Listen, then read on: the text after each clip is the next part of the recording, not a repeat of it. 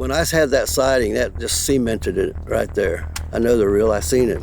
Bigfoot, a legendary creature stalking the wilderness of North America. I think there's more people that know about it than we think. To most people, Bigfoot is just a myth. But for those who have encountered this mysterious being, it is much more. I didn't ask for any of this to happen. It just happened. It is the incentive that drives them into the woods searching for answers. There's people who think Bigfoot is a hairy UFO pilot. There's people that think it's just another monkey. Some have wild claims of encounters with the beast. Well, like I said, when I shot that one when I was 17 years old. One thing they all have in common is their desire for answers to the unknown. There's some kind of phenomena going on, like people are claiming to see stuff. It is what led them to become Bigfoot hunters.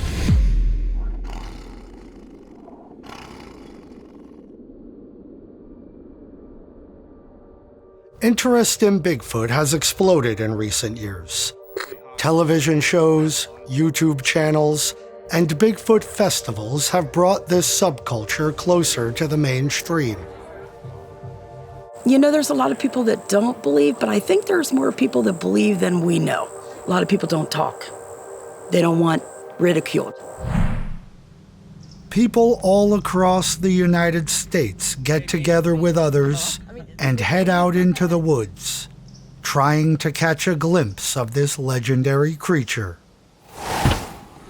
I was fortunate to attend one of these outings, a 4-day campout in a wildlife corridor in Central Florida. More than 24 people came to this event. I mean, there's people from Ohio and New York and Bumfuck. There were also people from New Hampshire, Rhode Island, Massachusetts, and various parts of Florida. Most people associate Bigfoot with the Pacific Northwest, but there are sightings all across North America, with Florida having the third most sightings of any state, making it an ideal location for a gathering of this kind. So there's a good group of people here is what I want to say.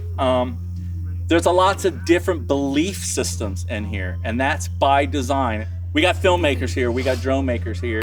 We even have alien groups in here, okay, that have seen lights and orbs. The outing was put together by Matt Larson, whom I met the previous year while filming a documentary about the skunk ape, Florida's Bigfoot.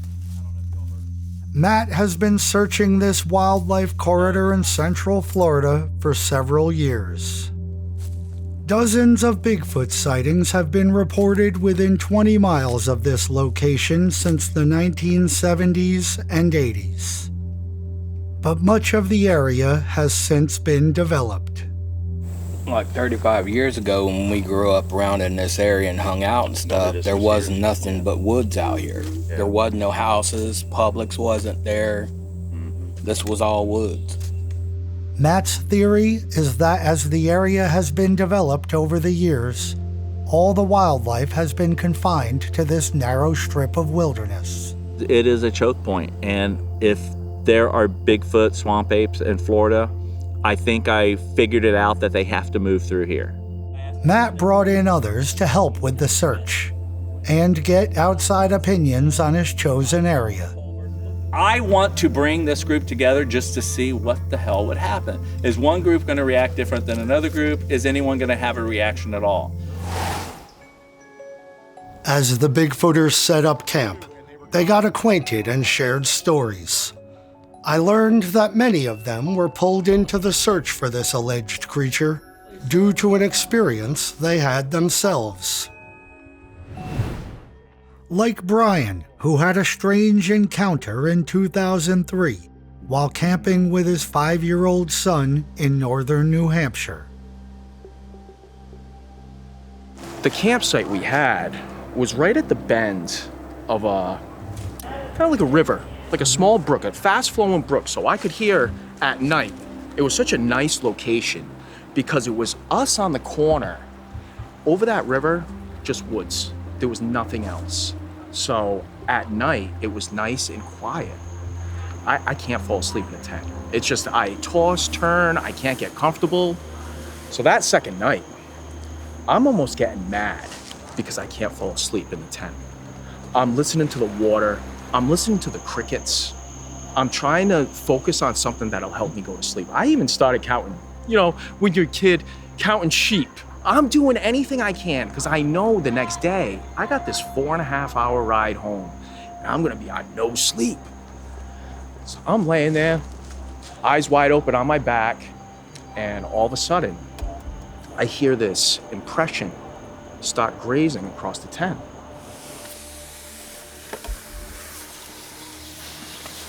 You know how you can hear nylon, you brush against a tent, it's loud. I see the impression at above the door. I catch the indentions of digits, of fingertips, just grazing across. And I'm like, who is this jerk messing with me and my family in the middle of the night? I thought it was like a drunk camper. So I'm about to get up to unzip and open up the tent and be like, what the hell are you doing? As soon as it was done, going across the tent with his hands, all the way across, side to side, I hear this breath. It was an exhale, a deep exhale. And it went from a growl to a grunt. And when it growled to the grunt, it vibrated me. It vibrated my body. And I just dropped. Like a baby, I just dropped like a sack of potatoes. I put the pillow over my head. I was so confused. After that grunt, it went dead silent. It was dead silent to where I was like, holy shit, what animal could do that?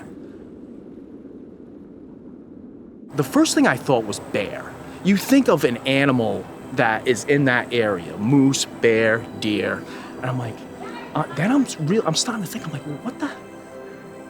If a bear got up on its hind legs and would do that across, it would have ripped a hole in my tent with its claws. So I'm like, no, it couldn't have been a bear. And I'm like, the only time I have heard or felt that vibration was going to the circus and seeing the lions when they roar. That's the only thing I could compare what I heard. But it was the vibration that confused me.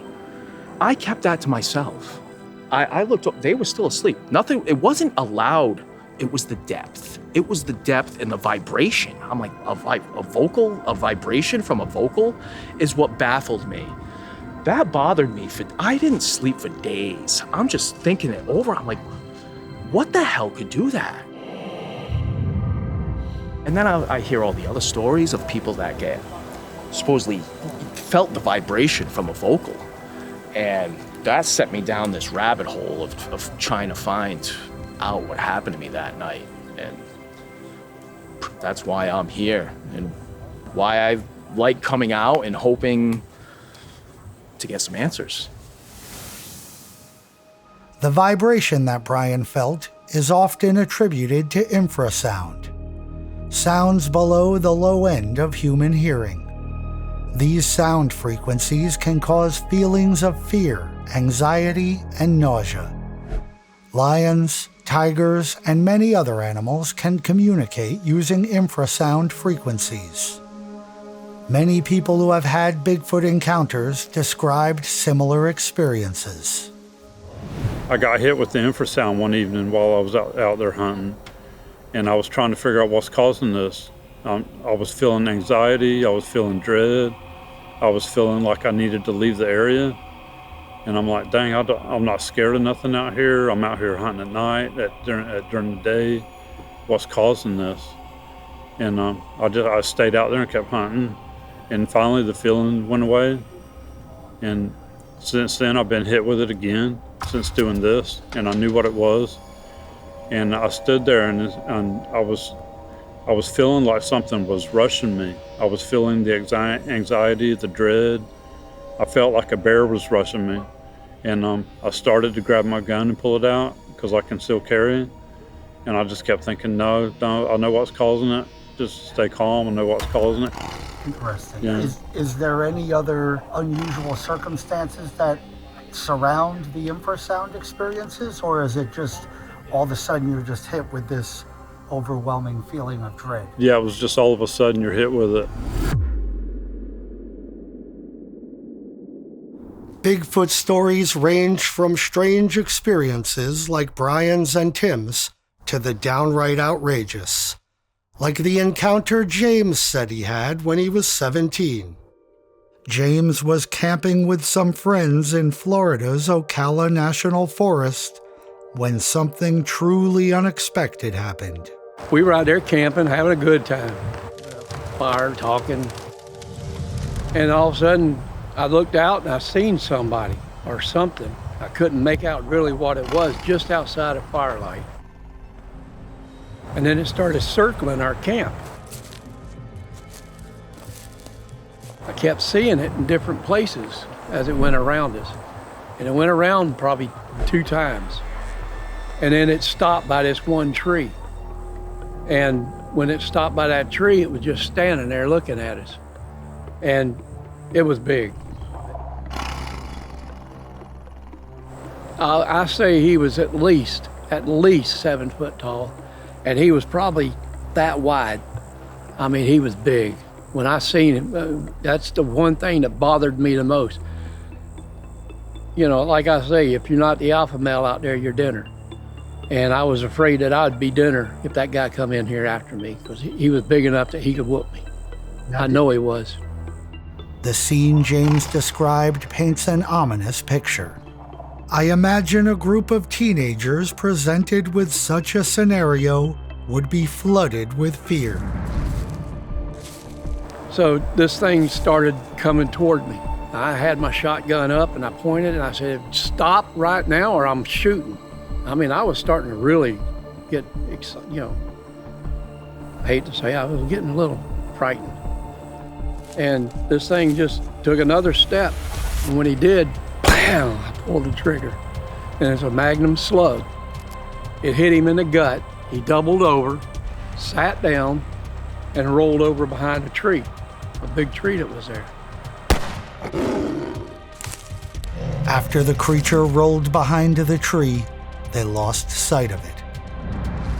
I told my friends, I told my buddies, I said, we're gonna have to sit down here with our backs to each other with our guns pointed out. In case he decides to come in, at least one of us can probably take another shot. Well, my one guy there, he pissed all over himself. I mean, he really let loose. And I calmed him down and I calmed the other guy down. And we sat there waiting for safe light. James said he and his friends spent the rest of the night watching the wood line, afraid the creature would return. It kind of got my worries up. And my buddies, they were all panicking. As soon as it was light enough to see, they fled the woods. We got up and ran to my car, just as fast as we could run. After reaching the car, James and his friends found a game warden. Together, they all returned to the campsite looking for signs of the creature that James says he shot the night before. We got out there and I walked him around because I knew where this thing had been walking around us. There wasn't a single footprint anywhere. There was no blood behind the tree, nothing. And we went all around that tree. There was no blood. There was no butt marks, foot marks, anything. Unable to find any signs of the creature, the game warden dismissed James's account and told him not to talk about the incident with anyone else. So he loaded us up and took us back to the fire tower and told us, he said, "I'm gonna let you go, but don't talk to nobody about this. You don't know anything."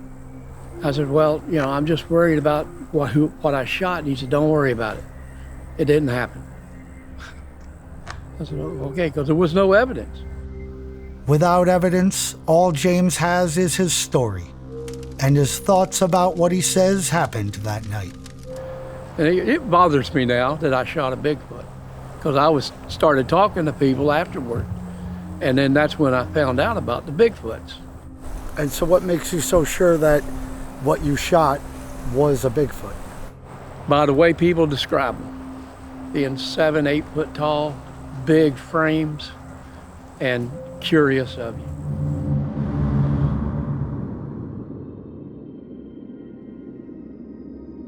Not all the people searching for Bigfoot are hoping to see the creature for a second time. Some go out hoping to have their first encounter. So I grew up in Chestnut Ridge in Derry, Pennsylvania. And my whole family my aunt's seen them, uncle's seen them. I've never seen one. But Chestnut Ridge is such an active area. Everyone knew they were there, UFOs, all that stuff. Chestnut Ridge is well known for a variety of strange encounters. Everything from UFOs, Bigfoot, and even Thunderbirds have been reported in the area for decades. That's what we grew up, hearing.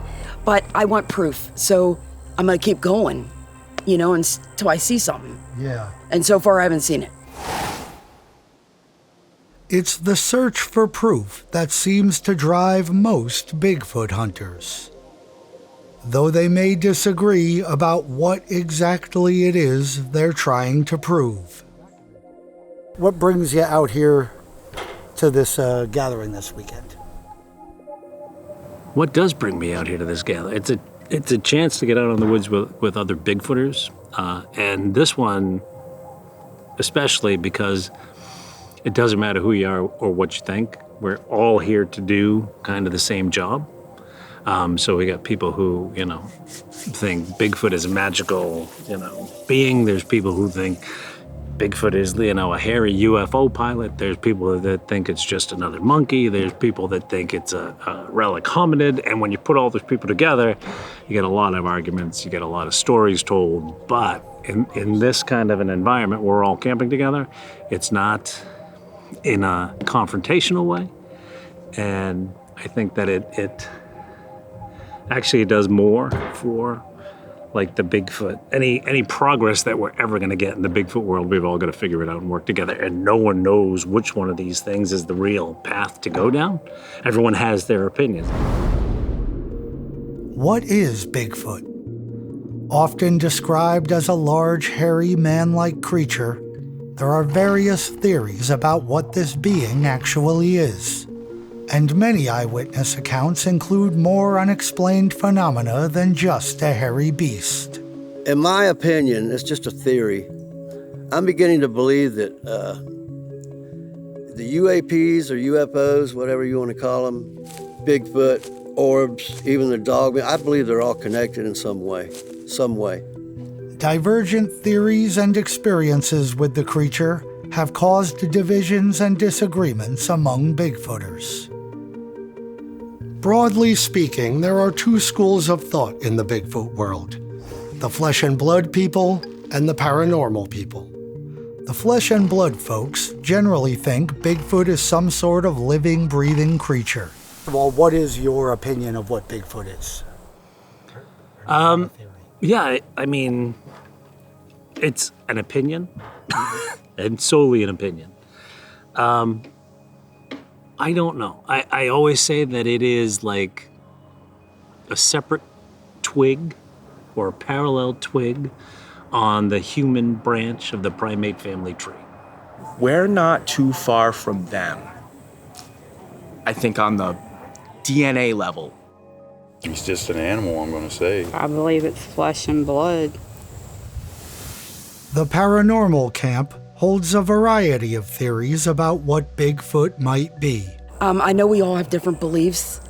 I know a lot of them think it's like, some kind of primate thing. I'm leaning towards UFO. I don't know, the portal thing, just things that we come across. I'm honestly gonna have to say I'm leaning towards that. I believe in spirits that roam around here. I believe in flesh roaming around here. So that's just the way it is with me.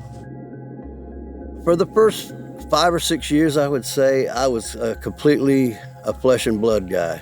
I thought it was flesh. But now I definitely think there's something more going on here. I don't know. But there's something more going on, has to be. I'm switching camps. I'm about almost all the way in the paranormal camp now. And I think it's interdimensional. I really do.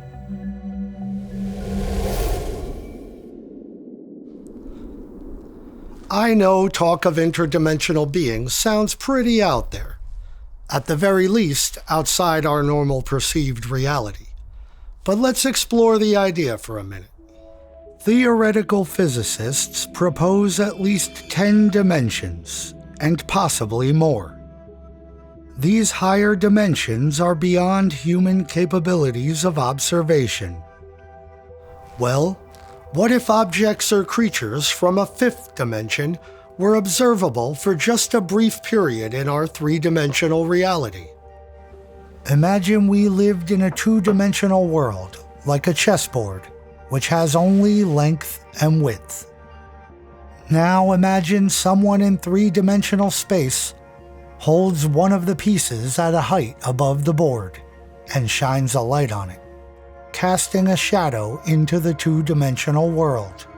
If we can only observe 2 dimensions, a strange shape mysteriously appears out of nowhere, then vanishes. But when we see all 3 dimensions, it's obvious what's causing the phenomenon.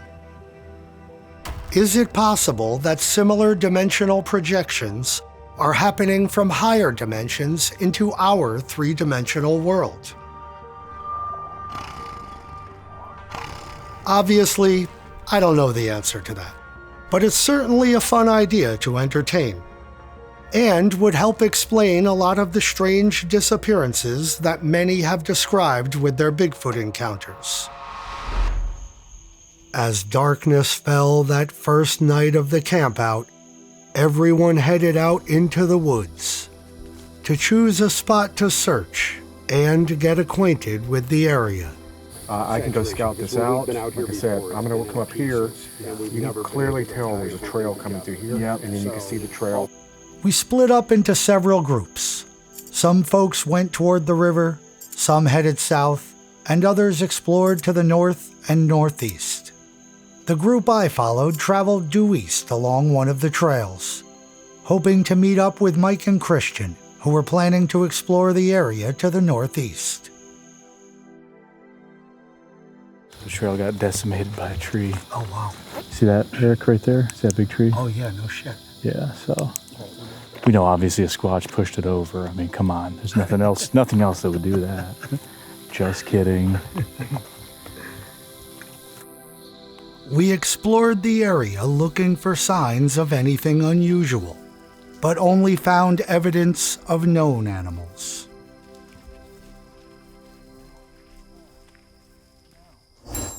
At one point, Alex received a text from Mike and Christian.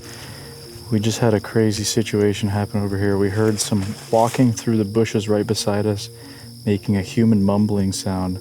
We are sitting here like, what the fuck? We thought it was you guys. We're stationary and not moving. Fuck. Man, why couldn't we have gone that way? We were all intrigued by the mumbling sound they described, and decided to backtrack so we could meet up with them quicker. When we got to their location, they recounted their experiences. Right when this trail intersects back towards this field, him and I came across, all of a sudden we hear what sounded like somebody walking in the woods right beside us. It's really thick scrub. Yeah. Bunch of quail took off, and when it sounded like a dude walking in the bushes, and we heard as it was walking away, and we laughed every time, dude. You can't do it and not laugh. It's pretty funny. But I thought it was you guys. We thought it was I was you like, guys. oh, We're like, that's here just they come. them. Here they come. Yeah. They're coming up. Maybe we're like linking up. So we sat there for about 15 minutes, and we could hear this thing going truck, truck, truck. And then what did it sound like? It just made that noise, the mumbling noise. I thought it was you guys from a distance because I couldn't make it out what it was saying. It just sounded like mumbling, like somebody off in the distance, like having a conversation. But it wasn't off. It wasn't that far. It was probably literally like 100 feet from us. Yeah, and it was loud. Oh, We just walked into a wall of stink. If you guys get over here, you got to come check this out. Yeah. You got to smell this for yourself. The mumbling they described was fascinating. Combined with the horrible smell they were taking us to experience, my curiosity was soaring. Many Bigfoot witnesses describe a putrid smell with their encounter, especially in Florida, where Bigfoot is often referred to as the skunk ape. It's gonna get so bad. Now, the funny thing is, it comes and it goes. Yeah. We went back to the the food station, and we didn't smell anything. Is it there right here? Yeah, come over here, right beside this. Oh, here it is, right here. It moves. Like, when we first came through here, and I was rolling, man, and we just walked right into it. We were like, whoa, what is that? Right here, yeah. Smell it? Yes. Jeez. Do you smell it? Yeah. Comes and goes, though. It comes and goes. Yeah, it's actually not as bad right here No. as it was 5 feet back there. But it was, the cloud was like right here. Yeah, you guys and walked then, right past and it, then yeah. we left, the smell dissipated. We came back to right here, and then it was nothing. The odor was strange and pungent. It had a bit of a familiar smell that I want to describe as rotting hay. The easy answer to the smell's origins are that it came from the game feeder. But as Mike described, it would come in waves. 1 minute there was nothing, then suddenly we were pummeled by the foul stench. Here it comes, here it comes. Oh, God. God, that stinks. What is that? That's fucking weird. Dude, is that not fun? I am so glad I did not, they're gonna think we're crazy.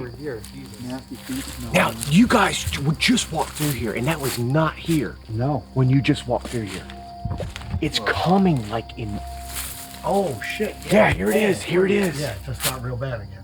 But you didn't smell it when you came through here the first time. Not this bad. Not this bad. No, It it comes moves. in waves, man. That's weird. It moves. Yeah, I mean, I don't know what else. I don't know how to explain that, but I'm just glad you guys could verify that.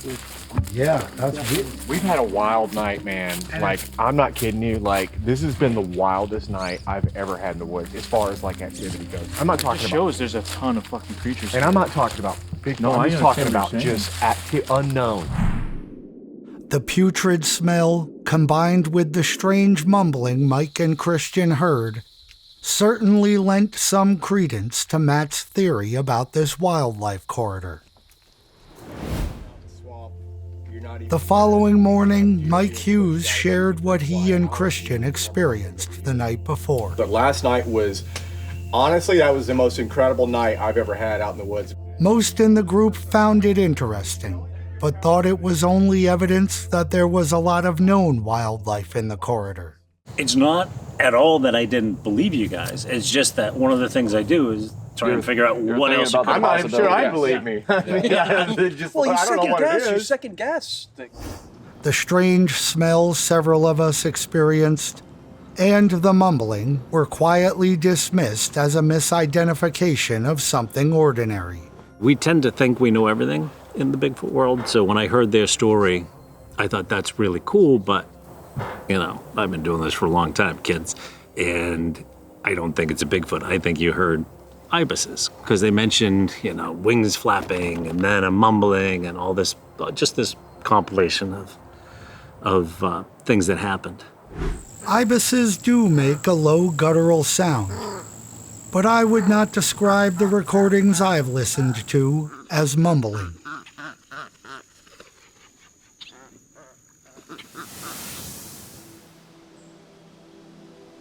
Many Bigfooters bring a healthy amount of skepticism into their search for the creature. They hope to gather solid evidence that will hold up to scrutiny and ultimately prove what is causing these strange experiences in the woods. I come from a background of law enforcement and archaeology, so I look at things more on the scientific aspect and how we can data collect. I have friends that have had experiences, and I think that's my push is to help collect enough data to help them figure out what their experience was. You know, was it a bear or was it something else? Did they see an upright walking humanoid figure? I have not had an experience, but I've met a lot of folks in very credible positions, and you see that reaction. They've had a traumatic experience. Why do they have that traumatic experience? The exchange of ideas on Bigfoot encounters continued throughout the day, with a few debates on various topics, and people sharing their personal experiences and opinions on Bigfoot behavior, including when they had objects thrown at them. I've had acorns, stones, rocks. One of the coolest things was corn on the cob, all eaten and peeled and still had the rind on it. Coming through the woods, through the trees, you can hear it. It lands right in front of me. And probably the best thing was up in Ohio, I was out fishing at night, and I hear this something coming from across the river, which was probably 80 yards across. I hear something coming, and then it hits the bank right next to me. And I was like, but I couldn't see it because it hit the water, so I couldn't see it. And then it happened again. I hear this thing coming, and this time it landed just above the water line, and I look at it, and it's a clamshell. So something hurled clams 80 yards away from the other side of the river. Pinpoint accurate. So I had some weird things thrown at me. It was interesting to hear that some people had multiple strange experiences. We have all kinds of stuff happening up there all the time. Screams from the woods. They'll come up and pound on the side of the cabin. I mean, they'll come up and leave stuff at the cabin, gifts, if you will. What kind of things would it leave? Strange things, rocks that would be placed on the porch. Some of them in a pattern. What kind of patterns were the rocks left in? Sometimes it's a triangle, sometimes a circle, and sometimes there'll just be a couple rocks on the porch that wasn't there the night before. The gifting that Joey described is thought by some to be an exchange with Bigfoot.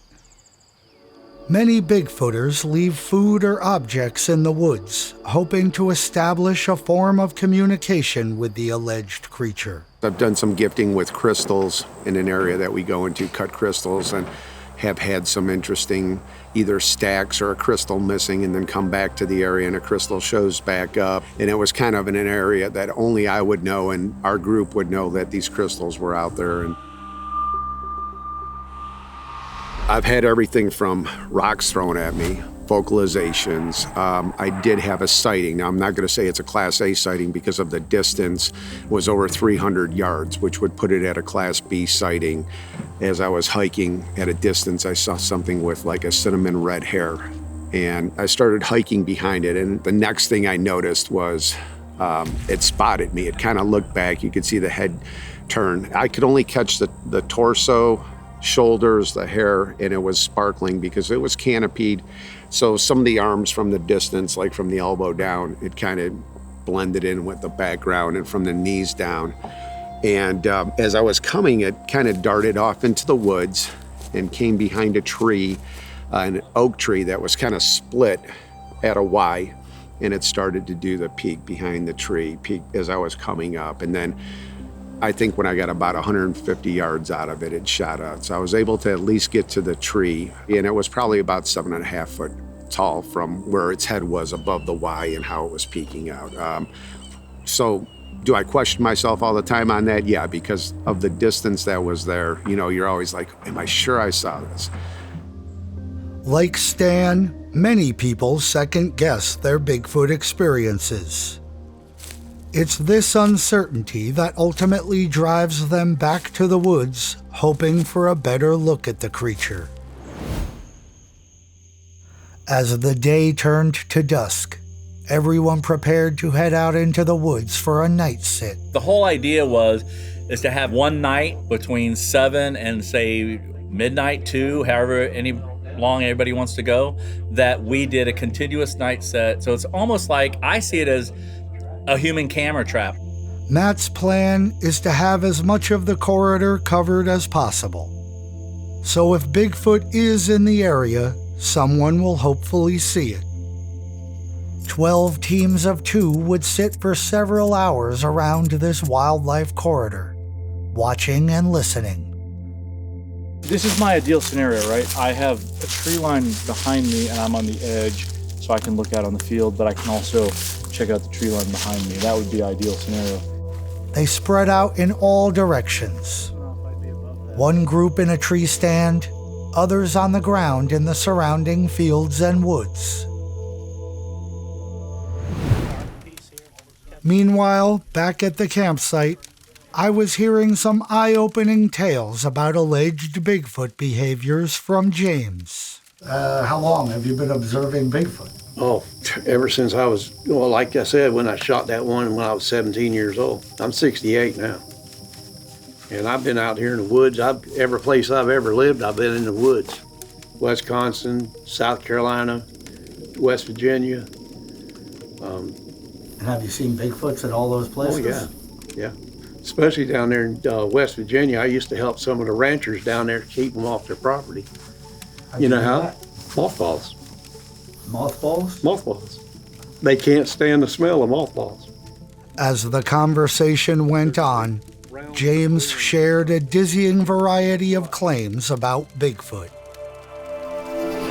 Did you know that the United States Army has taken Bigfoot hairs and come up with a stealth cloth? All of your trees has got energy, and they will produce a portal. Sometimes I'm told things in my dreams. From what I understand, the military has got several of them, and they got them caged up. Mankind was created from the dust of the earth, and women was created from man. God created Bigfoot from the mud of the earth. So he's bound to the powers of the earth. When I asked James how he knew all of these things, I didn't get the definitive answer I was hoping for. Something clicks, and I understand what's happening. I don't know if I'm being told, through some kind of deal or what, but I get these ideas, and then all of a sudden, next thing I know, I start seeing it all over the place. Now, is it possible that you're just, looking for patterns, so you're recognizing patterns? I look for them, yeah, because I know what I'm looking for. The following morning, I checked in with everyone else to find out how the night sit went.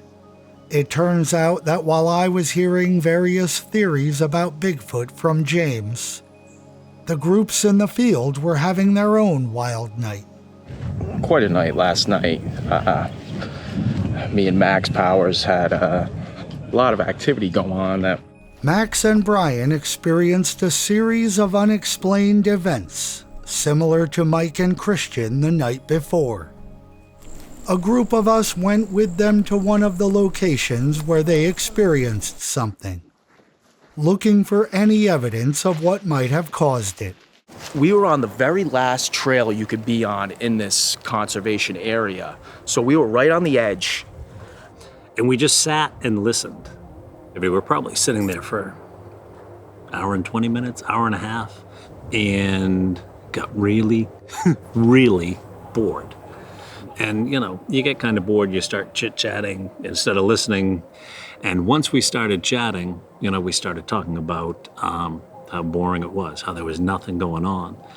And we're like, why couldn't we get action like the other guys got the other night? Because that's an amazing thing to have around, all this wildlife around you, and just like, So then, on and off, we're just hearing this faint, what we thought was a bird. These birds are the birds that I thought filled the description of the people the previous night's experience.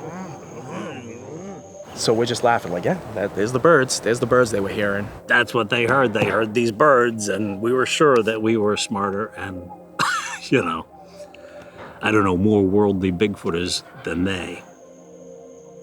So we sit there, and whatever it is, flock of birds or whatever, seems to be coming kind of closer and closer. And it's a mumbling. We're not hearing any bird, we're just hearing something out there, kind of moving around, just kind of shuffling through those palmettos and mumbling that. No more what we thought was the bird sound. And within a few minutes, that noise is now really close to us, and we start to hear a higher pitched version, kind of a kind of thing. With all the strange sounds occurring around them, Max decided to try an app on his phone that identifies different bird calls.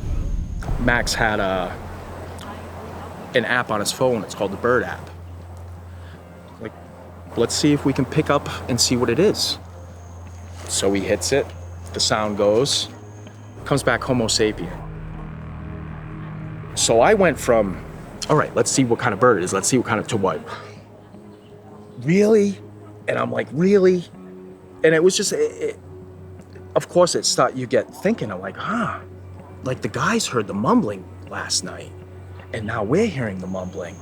Understandably, Max and Brian were intrigued by the sound they heard, and the app's identification of the sound as Homo sapien. We decided to go look for this thing and kind of walk around, and it had left and gone away, and we decided to follow it. So after sitting for an hour, we decided to move, and I'm like, let's go around and we'll just follow that last path around and we'll loop back to the guys. Brian and Max's plan was to follow the outer trail and eventually meet up with Alex and Mike at the tree stand. So we're walking. All of a sudden, the mumbling gets louder. Like, blah, blah, blah, like it's almost like like when your cassette tape is either melted or it's slowed down. It's blah, blah, blah. And that's what it sounded like. It sounded like a frustrated vocal, a frustrated tone in the mumbling, to where it was like an intelligence to it. Max and Brian continued walking, driven on by their curiosity for what they were hearing.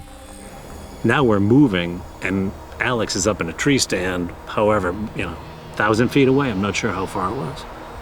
And he's going, you guys are on the move, right? Where are you? Are you on the move? What's going on? We're seeing things move. And so he has pictures of something else in the field on the thermal, and we're moving and he can see our lights.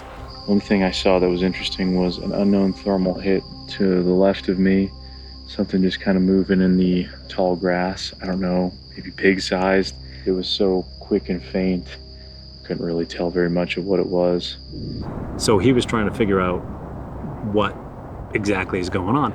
So rather than really Bigfooting and being quiet and listening and trying to track these things, we're wandering, answering these texts, calling Alex in the tree stand and Mike on the ground under him, and trying to, let them know, yeah, it's okay, we are on the move and all those things. And we come to another intersection and we decide to take the trail that kind of wraps around. The trail they turned onto would lead them back to where Alex and Mike were. So as we're moving, there's about a 3-foot embankment with a tree about that size. And as we're passing it, something just runs, just bolts for about 5 seconds and then stops. We didn't see anything. All we heard was something behind this tree take off, like through the bushes and stop.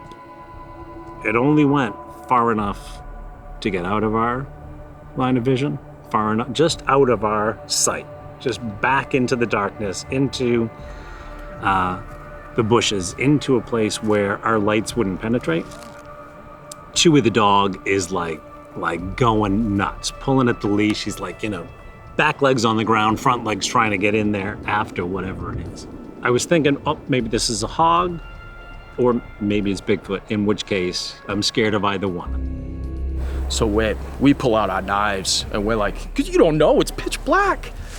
And we wait. We can hear it still it's almost like, going from side to side back there. You can hear something moving, but it's not really going anywhere. And we're waiting, Chewy's going crazy, and as we're trying to decide what we should do, the mumbling starts again.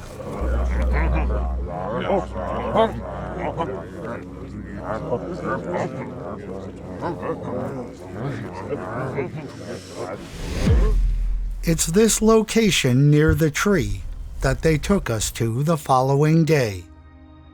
We were probably about this far. Yeah, we were just talking. So, I mean, that was to be right there. Wow, you were really close. Oh yeah, And all of a sudden, yep. The first thing he did was pull his knife, and I'm trying to get my knife. And it was right at this tree here. It was right. It must have been behind the tree. Yeah. All right. Yeah. And it, I don't want to say it was strategically located, but if it was behind the tree, it was kind of close to the tree. And if you look, it looks like something's been through here. And it looks like something's been through here up to about this high. Could have been a big hog, but We could see a clear path through the shrubs behind the tree, but no indication of what it might have been that they heard the night before. What Brian and Max experienced is certainly curious. One thing that stands out to me is that when I interviewed them separately the following morning, their stories lined up almost perfectly with every detail. What do you think it might have been? it was something that makes noise in the bushes. And that's all. I completely inconclusive. So got a chance to talk to the people who experienced a very similar thing the night before, and they weren't ready to call it Bigfoot either. But they imitated the exact same noise. The way their encounter parallels some of what Mike and Christian experienced the previous night only adds a layer of intrigue. So that was quite an interesting night to get all that action at once, but it was like a repetition of what happened to the guys the night before with the mumbling. So it's interesting, and I can't wait to get back out there tonight with a blind and just sit there and just see what happens. That night, Brian and others did go back out. By the time I caught up with them, a downpour ended our time in the field early. It's so heavy. We're just losing it here. Back at the dry comfort of the camp, I took the opportunity to speak with Alex and get some of his thoughts on Bigfoot. Alex is a documentary filmmaker who has traveled all over North America and interviewed many Bigfoot witnesses. When people say there's nowhere for these things to hide or other creatures, absolutely don't believe that at all. I mean, I've driven to Alaska and back, and there are places up there that are frighteningly remote in terms of terrain. There's just nothing up there for thousands of miles. You know, obviously Canada, northern parts of the US, probably more so than a place like Florida where you got 22 million people crammed into area, but you know, there's some parts of the lower 48 that are pretty remote too. So the habitat's there if you're talking about something flesh and blood. If you're talking about something else, then, you know, why aren't we people seeing it in little parks in Brooklyn? When you start looking at the patterns of the sightings, they correlate really interestingly to known animal corridors, known habitat of other species, and they typically only happen in very heavily wooded areas, mountains, swamps like down here in the south, like what we're in right now. So if you're thinking of it's some kind of, it's all in our heads, we'd expect the sightings to be randomly distributed all over. And in some cases they are, but it's really weird when you have a particular area that has over the years a history of sightings in the same areas by people who don't know about each other. That's pretty intriguing. Yeah, so you start adding up some of this stuff and it just doesn't add up, right? I mean, there's a couple of possibilities. You have something real behind it, or we have this really weird need for some kind of psychological out in terms of a mystery creature that's like us but not like us. I don't see much leeway between. It has to be one of the two, right? There's some kind of phenomena going on, like people are claiming to see stuff that you can't really conventionally explain, at least some of them. I'm in a place where it seems like there is some kind of reality behind it. What that reality is, that's the debate, right? And that's, you know, where you got the flesh and blood, you've got the paranormal, and that you know, we're not even at that point yet. We don't know what's going on, but there's something going on.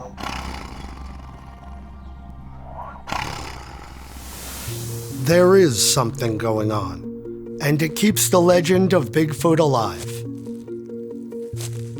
Is it an animal? Is it a paranormal phenomenon? Or, as Alex suggested, is it a psychological phenomenon?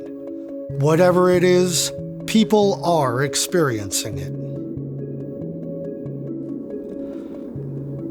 Many of the people I spoke with had experiences I'm inclined to believe. They don't necessarily claim it was Bigfoot they encountered. They just have no other explanation for what it could be. Some of the other stories I heard, well, let's just say I'm extremely skeptical. I don't necessarily doubt the sincerity of the speaker.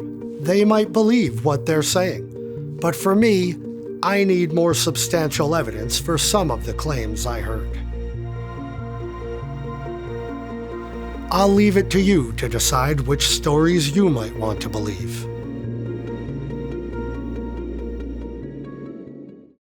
If you enjoyed this video, check out some of my other videos which cover a wide variety of subjects.